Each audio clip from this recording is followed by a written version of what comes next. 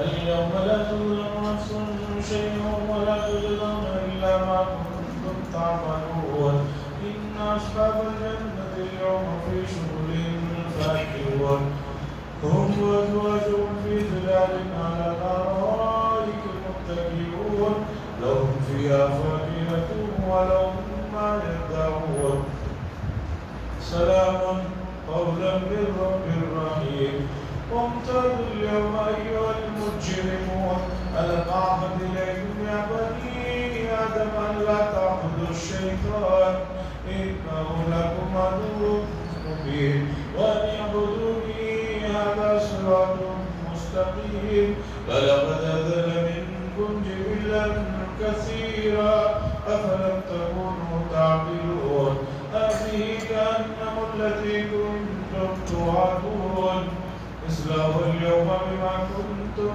تكفرون اليوم نختم على أفواههم وتكلمنا أيديهم وتشهد أرجلهم بما كانوا يكسبون ولو نشاء لطمسنا على أعينهم فاستبقوا الصراط فأنى يبصرون ولو نشاء لمسخناهم على مكانتهم فما استطاعوا مضيا ولا يرجعون.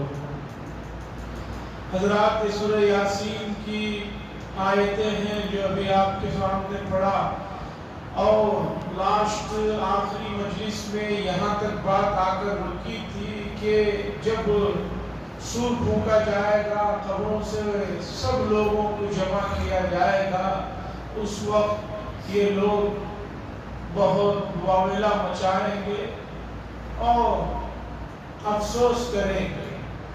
اب اللہ تبارک و تعالی یہاں سے جنتیوں کو جنت میں جو نعمتیں حاصل ہوں گی ان کا تذکرہ فرما رہے ہیں. اور دوسرا مسئلہ جو سب سے بڑا سب کو پریشان کرتا رہتا ہے خاص طور پر کفار و مشرکین کو کہ مرنے کے بعد کیسے دوبارہ زندہ کیا جائے، مرنے کے بعد کیسے دوبارہ زندہ کیا جائے، یہ سمجھ میں نہیں آتا، ہماری عقل نہیں مانتی. اللہ نے یہاں پر دلائل کو بیان کیے جب یہ کام ہو سکتا ہے تو یہ کام کیوں نہیں ہو سکتا. اس سے مشکل کام جب اللہ کر رہے ہیں تو یہ آسان کام کیا مسئلہ ہے. دلائل سے بھرپور ہے قرآن مجید. جو بات بھی قرآن مجید نے ذکر فرمائی اس کے پیچھے دلائل کو بھی ذکر فرمایا اور دلائل بھی ایسے کہ ان دلائل کو سمجھنے کے لیے آپ کو ڈگری ہولڈر ہونے کی ضرورت نہیں کہ بھئی ایسی بات بتا رہے ہیں اسے سمجھنے کے لیے جو ہے کیمسٹری میں جو ہے ماسٹر کرنا ہے، سائنس میں ماسٹر کرنا نہیں. ایسی دلائل ایسی چیزیں بیان فرمائی اللہ نے جو ہر آدمی ہر زمانے میں آسانی کے ساتھ تھوڑی دیر بیٹھ کر غور کرے تو سمجھ میں آ سکے. وہ دلائل آگے آئیں گے. چلیے فَالْيَوْمَ لَا تُظْلَمُ نَفْسٌ شَيْئًا. اللہ فرماتے ہیں آج کے دن کفار سے کہا جائے گا آج کے دن تم لوگوں پر کچھ ظلم نہیں ہوگا اور تمہیں جو کچھ سزا دی جا رہی ہے یہ بدلہ ہے ان کاموں کا جو تم کیا کرتے. قیامت میں ایسا نہیں ہے کہ ان کو ان کی جو کیا گیا تھا اس سے زیادہ ظلم کیا جائے گا یا ان کی چیزوں کو اگنور کیا جائے گا. نہیں، جو بھی تم لوگوں نے کیا تھا یہ اس کا بدلہ ہے اور بدلہ دیا جا رہا ہے. اب سنیے ان اصحاب الجنت اليوم فی شغل فاکہون. بے شک جنت والے یعنی جنتی حضرات اس دن اپنے خوشگوار موڈ میں مگن ہوگی یعنی اپنے اچھے سے موڈ میں ہوں گے اور وہ جنت میں جو ہے اپنے آپ میں مزے میں ہوں گے. اس کی تفسیر میں بے شمار چیزیں ہیں. جنتیوں کو جنت میں داخل کرنے کے بعد ایسا موقع ملے گا کہ اس میں وہ ہنسی مذاق اور پرلطف زندگی گزار رہے ہیں۔ ایسا نہیں ہے کہ جنت میں داخل کر دیے ہیں تو اب ان کو جو ہے بالکل سنجیدہ ہو کر رہنا ہے۔ جیسے کسی بڑے آدمی کے آپ گھر میں اپنے کسی بچے کو لے جاتے ہیں تو اسے تاکید دے کر لے جاتے ہیں کہ بیٹا بالکل چپ بیٹھنا، ادب بن کے بیٹھنا، بہت بڑے آدمی کا گھر ہے، بہت خوبصورت جگہ ہے، یہاں تو ہل نہیں سکتے، ڈل نہیں سکتے۔ تو آدمی کہے گا کہ بھئی اس سے تو بہتر میں اپنے گھر میں ہی تھا کہ وہاں ہل بھی سکتا تھا، ڈل بھی سکتا تھا، ادھر بھی دیکھ سکتا تھا۔ یہ کیا ہے کہ بھئی بڑی جگہ ہے تو یہاں بالکل آداب کی رعایت ہے کہ آدمی سانس لینے کے لیے بھی سوچ رہا ہے۔ اللہ نے فرمایا جنت میں جنتیوں کو داخل کرنے کے بعد وہ بہت موج مستی میں ہوں گے، وہاں کھانے پینے میں جیسے تفریح ہوتی ہے وہ تمام تفریحات ہوں گے، ان کو کسی طرح کی پابندیاں روک تھام نہیں ہوگی۔ ہم وازواجہم، وہ اور ان کی بیویاں گھنے سایوں میں مسیریوں پر ٹیک لگائے ہوئے بیٹھے ہوئے ہوں گے، وہ ہوں گے، ان کی بیویاں ہوں گی اور گھنے سائے میں۔ گھنے سائے کا مطلب ہوتا ہے ایسا سایہ کہ جو بہت زیادہ دبیز ہو اور بہت زیادہ پھیلا ہوا ہو، اس میں وہ مسیریوں پر ٹیک لگائے ہوئے بیٹھے ہوئے ہوں گے۔ ہم دنیا میں خود دیکھتے ہیں کہ ایک سے ایک قسم کی چیریں آ گئی ہیں، ایک سے ایک قسم سے آرام دینے کی کرسیاں آ گئے ہیں، اور ترقی یافتہ ملکوں میں تو اور عجیب معاملہ، ایک آدمی کی چیئر اتنی بڑی رہتی ہے کہ یہاں کے آدمی سوچتے ہیں اتنی چیئر میں تو ہم سو ہی جاتے ہیں۔ بہت پہلے کی بات ہے، میں ایک دوست کے گھر جدہ میں گیا تو دیکھا کہ ایک ایک کرسی جو ہے وہ بہت بڑی۔ میں نے کہا کہ بھئی اتنی مہنگی کرسی، اتنی بڑی کرسی کہاں سے خریدی؟ اس نے کہا تم سنو گے تو ہنسو گے۔ میں نے کہا بتا دو کیا ہوا مسئلہ؟ کہا میں جدہ کے وہ جو پرانے سامانوں کا بازار ہے وہاں گیا تو وہاں پر ایک سعودی لا کر اسی وقت بیان سے سامان اتار رہا تھا۔ میں نے کہا کتنی قیمت ہے؟ اس نے کہا تم جو چاہے دے دو۔ میں نے کہا پھر بھی بتا دو۔ تو اس نے کہا کچھ نہیں تو کم از کم یہ جو بیان کا کرایہ ہے گھر سے لے کر جو یہاں تک آیا ہوں اتنا کرایہ دے دو، یہ اتار دو، مجھے گھر میں دوسرا نیا مال لے کر جانا۔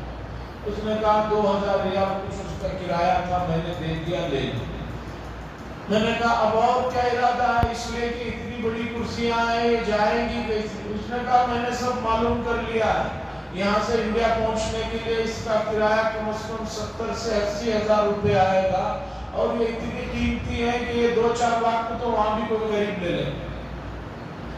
اس پورے واقعے میں مجھے بتانا یہ ہے کہ ایسی آرام دہ کرسیاں، ایسے آرام دہ صوفے جب دنیا میں ہیں تو جنت میں جنتیوں کے جو صوفے ہوں گے یا ان کی جو مسیریاں ہوں گی جس پر وہ ٹیک لگائے ہوئے ہوں گے، اس کا کیا حال ہوگا، وہ کس کیفیت کے ہوں گے، وہ کس درجے کے ہوں گے، یہ کوئی آدمی دنیا میں رہ کر نہ اس کا تصور کر سکتا ہے، نہ اس کے بارے میں سوچ سکتا ہے، نہ اس کے بارے میں سمجھ سکتا ہے۔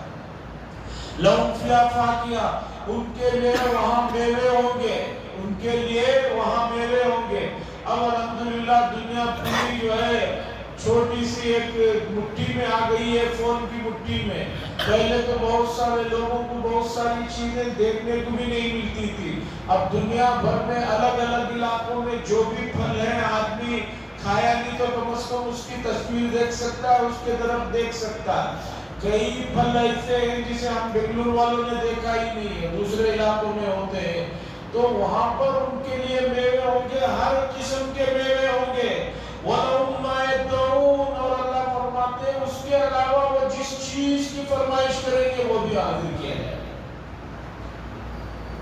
میوے تو ہوں گے ہی، لیکن اس کے باوجود کوئی آدمی کہے گا کہ نہیں مجھے وہ فلاں قسم کی فلاں چیز چاہیے، اس کا ارادہ کرنے کی ضرورت ہے۔ وَلَهُم مَّا يَدَّعُونَ، اس کے سامنے وہ حاضر کر دیا جائے گا۔ اب سنیے اس کے علاوہ ان کے لیے کیا نعمت ہوگی؟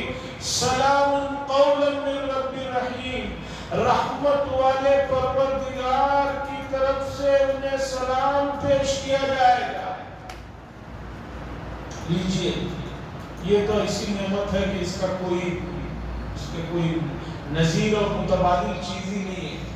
مفسرین نے لکھا ہے ایک تو فرشتے آ کر اللہ کا سلام پہنچائیں گے، اور دوسری روایت ہے کہ خود اللہ تبارک و تعالیٰ ڈائریکٹ جنتیوں کو سلام پیش فرمائے۔ اب اللہ سلام پیش فرمائے، اس سے بڑی دولت کیا ہو سکتی ہے آپ اندازہ نہیں سکتے۔ کوئی بڑا آدمی کسی کو دیکھ کر مسکراتے ہاتھ ہلا دے، حالانکہ وہ اسے نہیں سب کو دیکھ کر ایک ہاتھ ہلا رہا ہے، آدمی کی خوشی کا کوئی ٹھکانہ نہیں رہتا۔ بہت سارے لوگ بہت سارے عام انسانوں کی دستخطوں کو لے کر فخر کرتے ہیں، میرے پاس فلاں کا آٹوگراف ہے۔ یہاں دیکھیے سلام قولا من رب رحیم، رحمت والے پروردگار کی طرف سے ان کے لیے سلام پہنچتا رہے گا۔ اب سنیے آگے مجرموں کا کیا حال ہوگا۔ وَامْتَازُوا الْيَوْمَ أَيُّهَا الْمُجْرِمُونَ، علیحدہ ہو جاؤ اے مجرموں، آج ان مومنین سے، ان جنتیوں سے تمہیں علیحدہ کیا جا رہا ہے، تم علیحدہ ہو جاؤ، الگ کر دیا جائے گا۔ نافرمانوں کو اور جہنمیوں کو ان نعمت والے لوگوں سے الگ کر دیا جائے گا۔ اس کے بعد اللہ فرمائیں گے الم اعہد الیکم یا بنی، کیا میں تم سے عہد نہیں لیا تھا، کیا میں نے تمہیں تاکید نہیں کی تھی اے آدم علیہ السلام کی اولاد کہ تم شیطان کی عبادت مت کرنا، اس کی فرما برداری مت کرنا۔ آج جو مجرم بنے کھڑے ہوئے ہو، ہم نے کیا تم سے عہد نہیں لیا تھا؟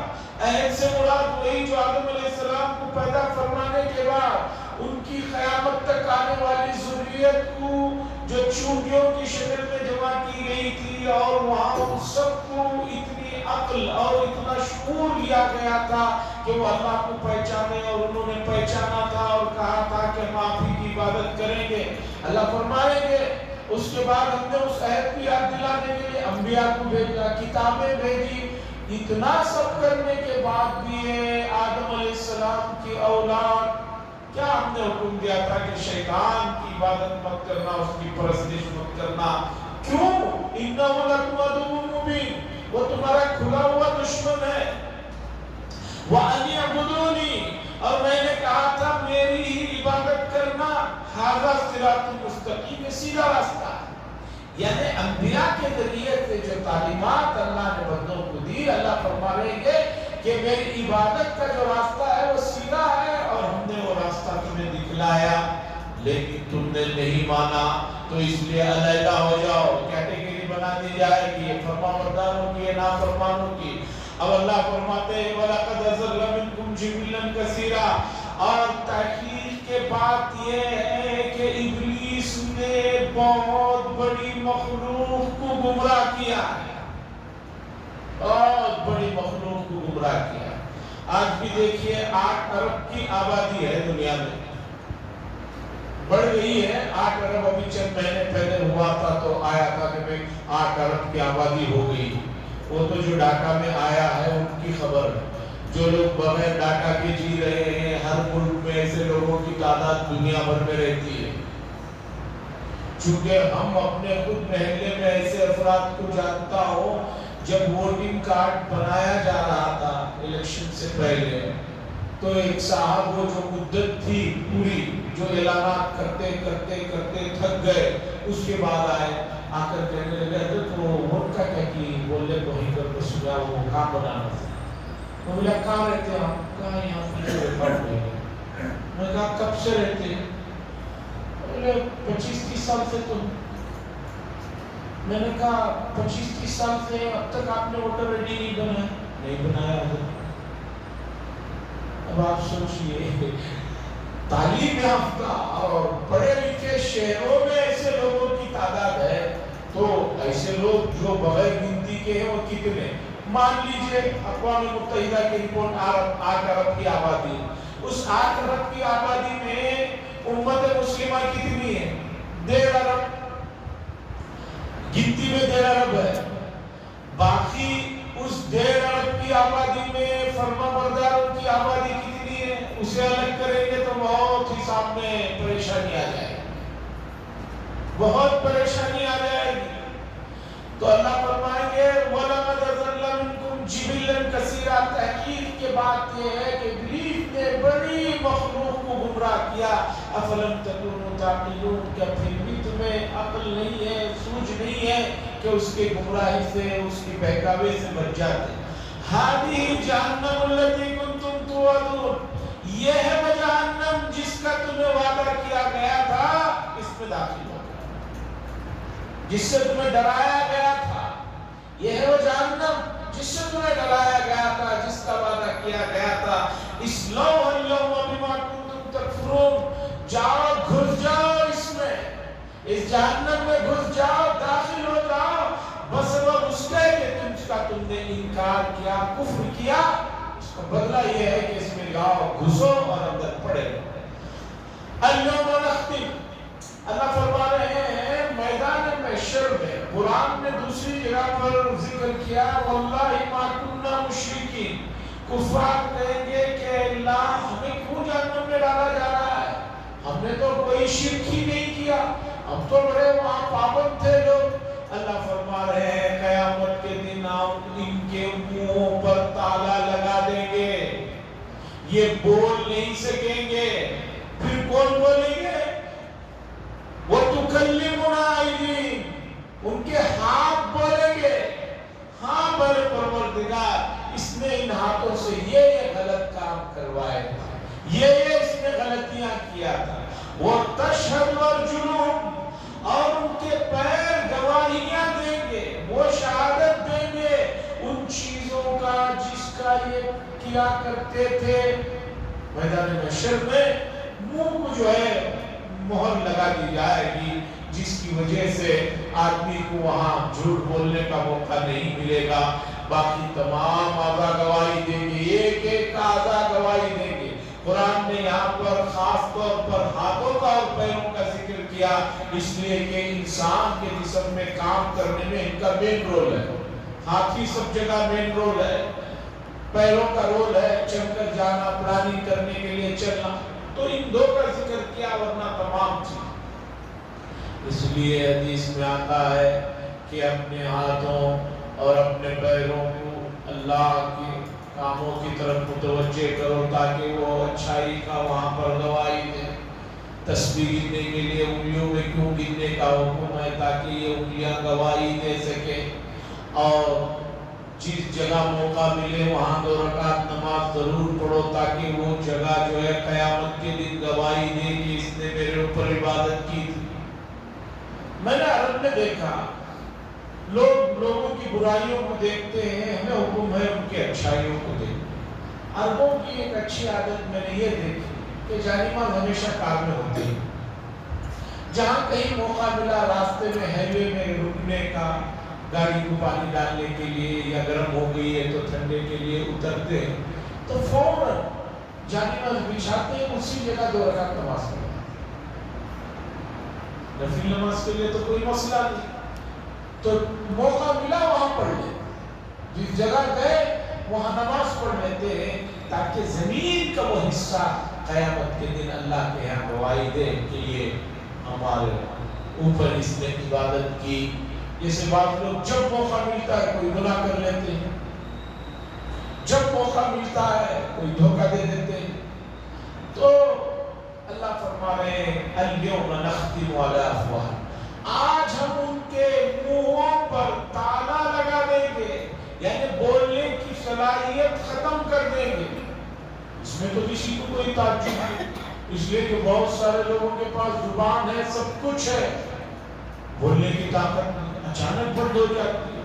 کچھ دن پہلے ایک نوجوان اچانک تقریباً 1 مہینے کے اندر کچھ بخار رہی گئی، مکمل بولنا بند ہو گیا.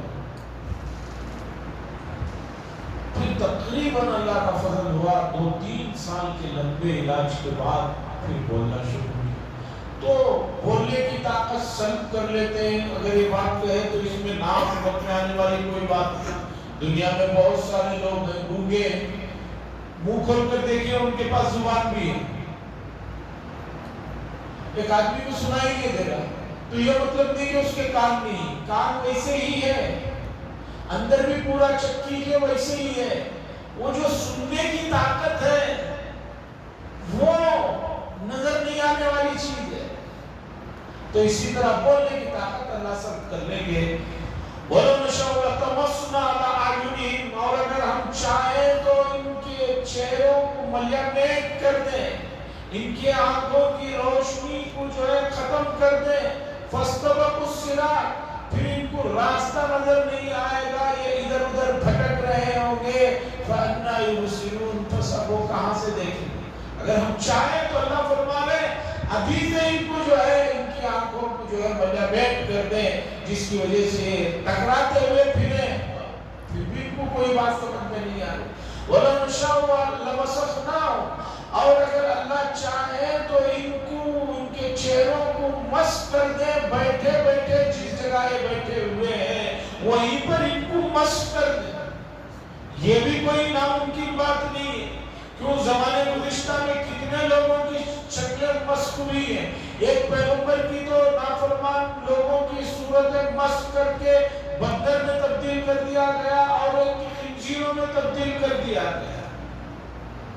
وَلَوْ نَشَاءُ لَمَسَخْنَاهُمْ عَلَىٰ مَكَانَتِهِمْ، اور اگر اللہ چاہے تو یہ بیٹھے ہوئے جس جگہ ہے وہیں ان کو مس کر دیں، بس یہ نہ چل سکیں اور نہ لوٹ سکیں. لیکن ہم ایسا نہیں کر رہے ہیں. کیوں نہیں کر رہے ہیں؟ اس لیے کہ ہم نے ہر انسان کے لیے ایک مدت مقرر کر رکھی ہے کہ اتنی مدت ہمیں اسے دینا ہے. اس میں یہ سدھرتا ہے تو سدھر جائے، نہیں سدھرتا ہے تو عذاب کے لیے تیار ہے. آخرت کی بحث چل رہی ہے. اب اللہ فرماتے ہیں وَمَنْ نُعَمِّرْهُ نُنَكِّسْهُ فِي الْخَلْقِ. بھئی آخرت کا مسئلہ کیوں پریشان کر رہا ہے کہ وہ ایسا نہیں کر سکتے؟ اللہ فرما رہے ہیں اور ہم جس کو چاہتے ہیں لمبی عمر دے کر خلقت میں اسے برعکس پہلے کی طرف لوٹا دیتے ہیں.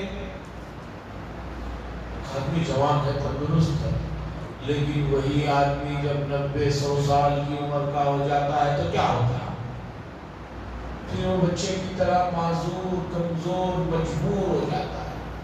اللہ فرما رہے کہ تمہاری عمر میں ہی دیکھو کہ ہم تمہیں جوانی میں تندرستی صحت دے کر رکھا، لیکن ایک عمر کے بعد تمہیں ایسا لوٹایا ہے بڑھاپے میں کہ تم جو ہے کمزور، مجبور، بے بس ہو گئے ہو. زندہ رہتے ہوئے تو جو آدمی لمبی عمر پاتا ہے اسے تو یہ دیکھنے کا موقع ملتا ہے. اگر وہ نہیں سمجھ رہا ہے تو ہم تو اسے دیکھ کر سمجھ سکتے ہیں. اللہ کہہ رہے ہیں کہ ایک آدمی کو جب ہم تندرستی سے کمزوری میں لا لے سکتے ہیں اور کمزوری سے تندرستی میں لا سکتے ہیں تو دوبارہ مرے ہوئے کو زندہ کرنا کون سا مسئلہ ہے؟ جب ایک آدمی کی عمر میں اتنی تغیرات ہم کر رہے ہیں، اس سے اندازہ لگاؤ کہ ہم وہ بھی کام کر سکتے ہیں. افلا یعقلون، بس کیا تمہیں عقل نہیں ہے؟ اب اس کے بعد جو آیت ہے اس میں اللہ تبارک و تعالی نبی کریم صلی اللہ علیہ وسلم پر جو لوگ اعتراض کرتے تھے اس سلسلے میں ایک بات کہا. مکے کے لوگ کہتے تھے کہ رسول اللہ صلی اللہ علیہ وسلم شاعر نہیں ہے. وہاں شعر و شاعری چلتی تھی تو کہا کہ یہ شعر و شاعری نہیں کرتے. تو اللہ نے بتایا کہ نبی کا جو مقام ہے وہ اتنا بلند ہے کہ اتنے بلند مقام کے آدمی کے لیے یہ چھوٹا سا کام شعر و شاعری مناسب نہیں ہے. نبی تو پوری امت کی اصلاح کے لیے، دین کی طرف متوجہ کرنے کے لیے بھیجے گئے، نہ کہ شعر شاعری کر کے وقت برباد کرنے کے لیے. اور شعر شاعری میں ویسے بھی عموماً اللہ و رحم اللہ آدمی مبالغے سے کام لیتا ہے. تعریف کرتا ہے تو کسی کو اس درجے پر لے جا کر بٹھاتا ہے کہ بس مت پوچھیے، اور کسی کو گرانے پر آتا ہے تو اتنا گراتا ہے کہ اسے طاقت سرا میں لے جاتا ہے. مبالغہ یہ جھوٹ ہی کی ایک قسم ہے. تو نبی کی یہ شان نہیں ہے کہ نبی شعر شاعری جیسے ان چھوٹے کاموں میں پڑے ہوئے ہوں. اب کوئی آدمی فوج کے بڑے جنرل سے کہے بھئی یہ فوج کے اتنے بڑے جنرل تو ہیں لیکن ان کو ٹیلرنگ نہیں آتی. ٹیلرنگ سے فوج والے کا کیا کام ہے؟ وہ بڑے کام پر ہے, اس کے کپڑے سینے کے لیے 10 آدمی موجود ہیں. کوئی کہے کہ بھئی یہ بہت بڑے جنرل تو ہیں لیکن جو ہے ان کو شعر شاعری نہیں ہے. شعر شاعری کا جو ہے جنگل میں یا جنگ میں کیا کام ہے؟ کچھ بھی تو کام نہیں ہے. تو یہ اعتراضات جو رسول اللہ صلی اللہ علیہ وسلم پر کیا کرتے تھے, اللہ نے فرمایا مَعَلَّمْنَاهُ الشِّعْرَ, ہم نے نبی صلی اللہ علیہ وسلم کو شعر شاعری نہیں سکھایا ہے. وَمَا يَنبَغِي لَهُ, اور نہ یہ ان کے شان کی کوئی چیز ہے, شان کے مناسب چیز نہیں ہے.